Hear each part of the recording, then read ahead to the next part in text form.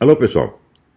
Eu estou fazendo esse vídeo porque várias pessoas perguntaram como é que eu estou vendo a presente situação política no Brasil, com todo este negócio da CPI da Lava Toga, esses conflitos entre o presidente e a classe política, etc, etc. Bom, o que eu estou vendo é o seguinte.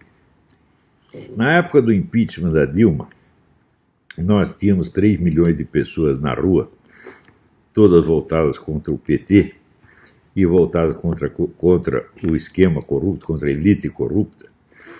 E ali só o que faltava era uma liderança firme, capaz de utilizar esta imensa força para a derrubada do establishment corrupto.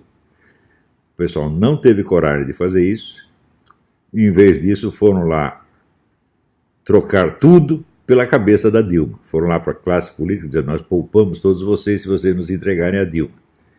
Quem fez isso foi o pessoal do MBL, né? Uma situação revolucionária de você ter a massa na rua gritando e você precisa ali de um Lenin, de um George Washington, de um tipo assim, e aparece o Kim Catacoquinho. Então, foi o que deu. Ora, depois que o pessoal então recuou, entregou tudo em troca da pura cabeça da Dilma, agora querem que o Bolsonaro enfrente sozinho a luta que eles não tiveram coragem de enfrentar. Que o Bolsonaro se volte contra o STF, contra a Venezuela, contra mais isso, mais aquilo. Falei, epa, peraí, vocês querem matar o homem? Vocês botaram ele lá sem... Não tem militância bolsonarista nenhuma pronta para defendê-lo, para dar respaldo a ele. Então vocês passam a responsabilidade de uma nação inteira para um único sujeito, para ele fazer tudo isso. Isso é absolutamente impossível. Então, o que tem de fazer agora não é ficar cobrando o Bolsonaro porque ele faça isso, mais aquilo, outro. Não, você tem que se organizar para apoiá-lo, meu Deus do céu. Não é o que ele pode fazer por você, é o que você pode fazer por ele. A coisa mais urgente no Brasil é uma militância bolsonarista organizada. Note bem, eu não disse militância conservadora, nem militância liberal, nem coisa, não. Eu falei militância bolsonarista. A política não é uma luta de ideias, não é uma luta entre ideias, é uma luta entre pessoas e grupos. Então você tem que saber, não o que abstratamente e genericamente você está apoiando, mas quem você está apoiando. Quem? A pessoa ou o grupo determinado. Tem que parar com esse negócio, vamos dizer, essas concepções ideológicas gerais que não levam a parte alguma. Você saber que você é conservador não quer dizer que você sabe o que você vai fazer no momento decisivo. O que você tem que saber é exatamente de que ação se trata, o que temos que fazer. Então, por exemplo, outro dia estava aí o pessoal querendo forçar o Ministério da Educação a distribuir as verbas para estados e municípios, em nome do quê? De um princípio federalista. Bonito! Só que é o seguinte, estados e municípios estão na mão do PT. Então, quer dizer, a teoria está certa, mas a situação está errada. E tem sido sempre esse o erro. Por isso que eu digo, não existe uma direita no Brasil, existem direitistas soltos. Não é isso? Uma direita, para se formar, teria que ter tido décadas de debates entre intelectuais altamente preparados, né, para limpar todas essas questões preliminarmente. E quando você passa para a ação, você sabe o que está fazendo. Mas o pessoal saltou direto para a ação. Quer dizer, leu lá o mínimo que você precisa saber para não ser um idiota, e no dia seguinte está querendo agir. Não dá para fazer isso, gente. Note bem, todos os movimentos políticos do mundo se formaram assim. Eu fiz uma vez um post dizendo que esses movimentos, eles seguem, existe uma espécie de um cronograma, várias etapas que têm que ser vencidas para chegar lá. Quer dizer, a primeira etapa é da discussão entre intelectuais. Os intelectuais não vão fazer nada, eles só vão ficar discutindo ideias para ver se entendem o que está acontecendo. Isso dura algumas décadas. Né? Na Rússia foi assim, na França foi assim, nos Estados Unidos foi assim. Né? E no Brasil o pessoal quer pular direto para a ação. Não tem a paciência, né, de esperar que as coisas amadureçam no seu devido tempo. E foi isso que aconteceu. Mal surge um movimento com pretensões de ser conservador, já elege um presidente no dia seguinte. Coitado do presidente, não tem uma militância para sustentar, né? E já cobram dele imediatamente que ele destrua todos os inimigos. Só não dá para fazer isso, gente. Por exemplo, esse negócio da CPI, da Lava Toga, eu vou dizer para vocês, isso é uma bobagem fora do comum. Ontem mesmo saiu um post do Ailton Benedito explicando isso aí. Falou, olha, tem uma imensa jurisprudência no STF dizendo que decisões judiciais não são objeto de CPI. Ponto final. Quer dizer, quantos ministros do STF vocês vão conseguir levar para depor numa CPI? Nenhum. Quer dizer, isso não vai adiantar nada. Agora, por que o Flávio Bolsonaro não apoiou a CPI da Lava Jato? Agora ele virou um bandido, um criminoso. Né? Quer dizer, o que é isto? Quer dizer, tudo isso aí são símbolos de posições políticas, não são atitudes concretas. Né? Muito mais importante do que lava-toga. Gente, claro, existe uma elite política corrupta, sem dúvida. Porém, quem foi que criou essa campanha internacional contra o Bolsonaro? Foi a elite política corrupta? Não, meu filho, foram os petistas. Petistas e pissolistas, sobretudo jornalistas. A classe jornalística é um grande inimigo do Brasil, porque ela está identificada com o Foro de São Paulo, trabalha para o Foro de São Paulo. Quem é que tem o contato com os jornalistas do mundo inteiro? Os jornalistas do Brasil. Não foi o Toffoli, não foi o Gilmar Mendes, não foi o pessoal do STF, não foi o Nhonho, né? Não foi o Santos Cruz. Não, foram os jornalistas, meu Deus do céu. Então, a coisa mais urgente desde o primeiro dia, é a CPI do Foro de São Paulo. Porque até hoje não circula informação correta sobre o Foro de São Paulo. O pessoal não tem ideia da medida do problema. Né? São tão imbecis que eles acham o seguinte: o Foro de São Paulo são só as assembleias. Então você vai lá ver aqueles velhos discutindo besteira na Assembleia e diz, isso aí não é nada. Quando o próprio Lula já declarou duas vezes que o importante no Foro de São Paulo não são as assembleias, são os encontros discretos ou secretos entre governantes, entre grandes líderes. Isso aqui importa, e é dali que saem as decisões. O próprio Lula disse isso.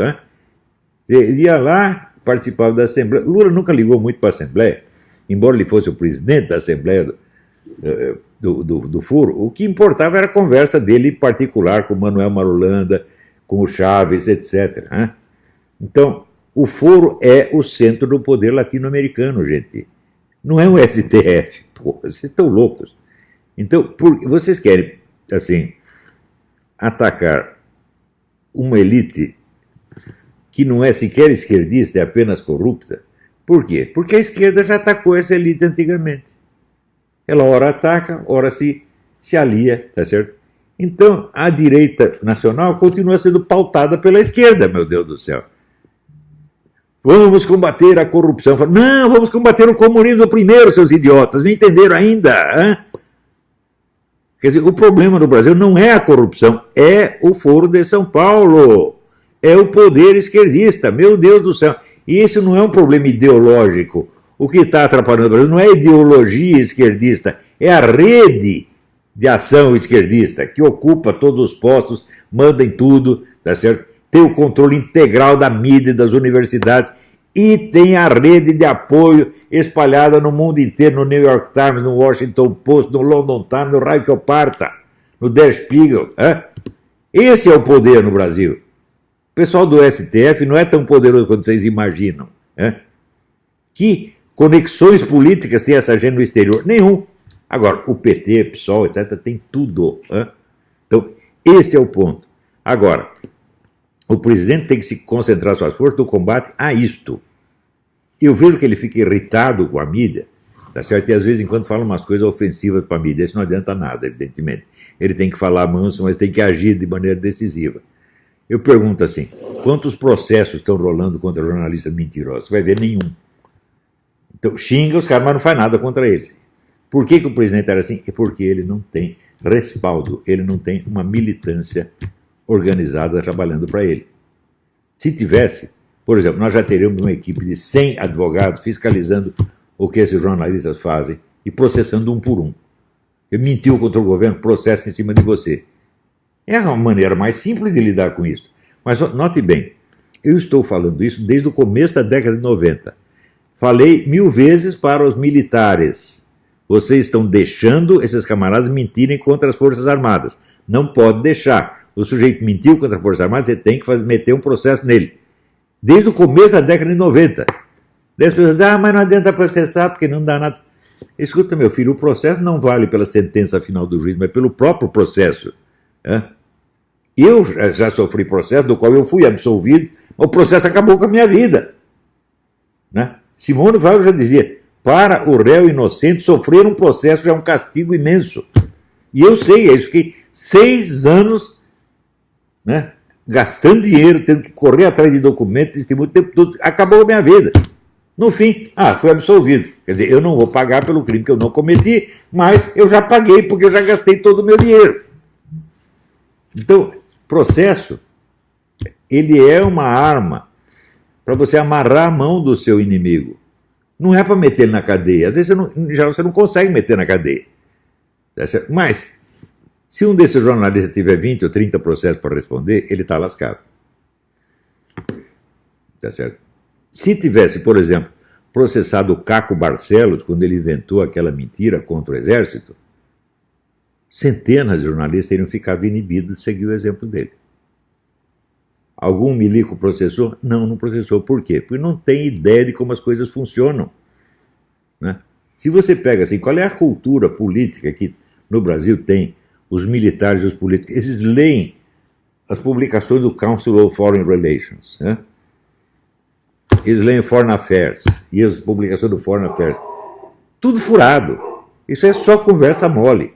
Se você quer saber realmente o que está acontecendo, procura no Council of Foreign Relations um sujeito que saiba sobre o Dugin o que eu mostrei ali no meu debate. Nenhum deles sabe.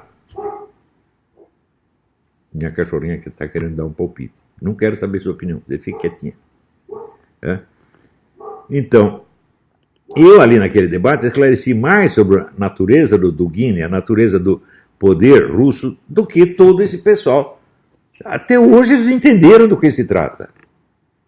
Em primeiro lugar, porque todos seguem a doutrina Morgenthau, que o agente fundamental do processo são os estados.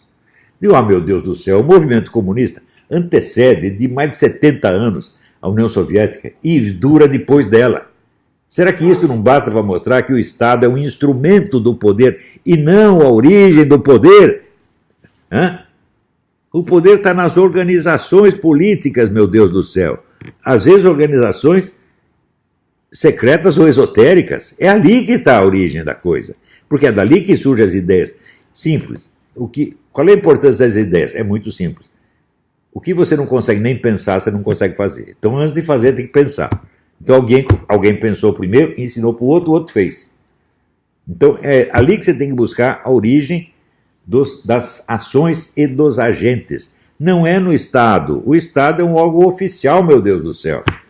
Você pensa bem, quando Stalin chegou ao poder, quantas ideias novas ele teve que criar? Nenhuma, já estava tudo pronto.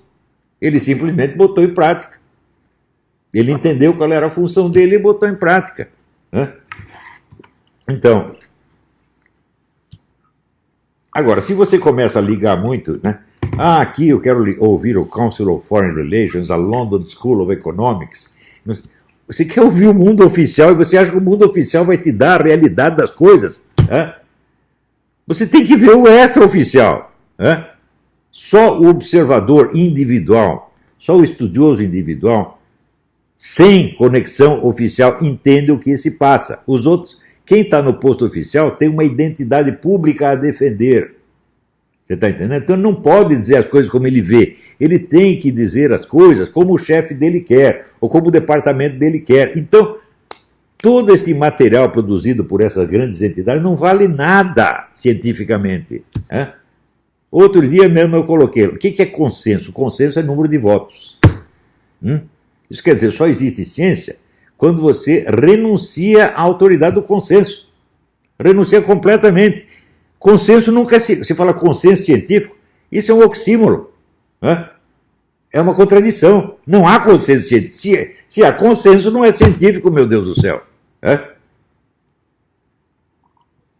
Científico é o mundo da demonstração e da prova, não o mundo das pessoas que aceitam aquilo. Então, veja, a coisa mais urgente no Brasil, vocês têm que criar uma militância bolsonarista agora. Não é conservadora, não é liberal, não é cristã, não é pró-família. Não! Você tem que apoiar o chefe, não é apoiar a ideia. Porque se você apoia a ideia, você está toda hora divergindo. Dentro do mundo conservador, você pega um universo de ideias conservador, pode haver 1000 divergências ali dentro. Tá certo? Então, hora você está a favor de um, hora você está a favor de outro, e você se divide. Quer dizer, é claro que as ideias têm importância, mas não nesse plano, gente. Você vê o número de camaradas que subiu na vida junto com o Bolsonaro, graças ao Bolsonaro, graças ao prestígio do Bolsonaro, no dia seguinte viraram casaca. É Kim Catacoquinho, é Lobostão, essa gente toda, porra. É o Alexandre Fruta. Por quê? Aderiram às ideias. Mas a política não se constitui de ideias. A política são ações que refletem um poder. Essas ações são empreendidas por indivíduos reais. Então você tem que estar a favor deste e contra aquele. Não é as ideias. Você vê, se você pega a história do comunismo, por exemplo, veja quantos comunistas os comunistas mataram. O Paulo Francis que dizia, ninguém matou mais comunista do que Stalin. Estava errado, Mao Tse Tung matou mais. Então, quem matou mais comunistas foram os comunistas. Eles não estavam de acordo ideologicamente, estavam. Você está entendendo? Eu sou tão comunista quanto ele, mas eu quero que quem esteja no poder sou eu e não você. Pronto. Então, agora, assim, chega de militância conservadora, chega de militância pró-família ou pró não sei o quê. Assim, tem que ser militância pró-Bolsonaro, tem que apoiar o cara até o fim. Custou muito para você botar um conservador na presidência do Brasil. Custou mais de 60 anos de esforço. Durante 60 anos, o ponto de vista conservador cristão foi excluído e quase proibido. Eu desafio vocês a me mostrar uma tese universitária anticomunista que tenha sido, não digo aprovada, mas aceita para exame em qualquer universidade brasileira. Ou qualquer autor francamente anticomunista que tenha tido acesso à mídia. Não, você pode lá defender ideias liberais, mas anticomunismo você não vai fazer. Não tem anticomunismo. Você veja, um dos maiores escritores brasileiros, Gustavo Corsão, taparam a boca do Gustavo Corsão, tiraram o homem da imprensa. Não é isso?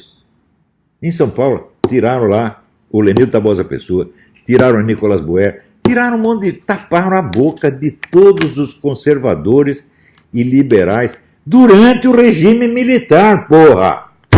Veja o poder que essa gente tem. E você ainda fica achando que o problema é o STF?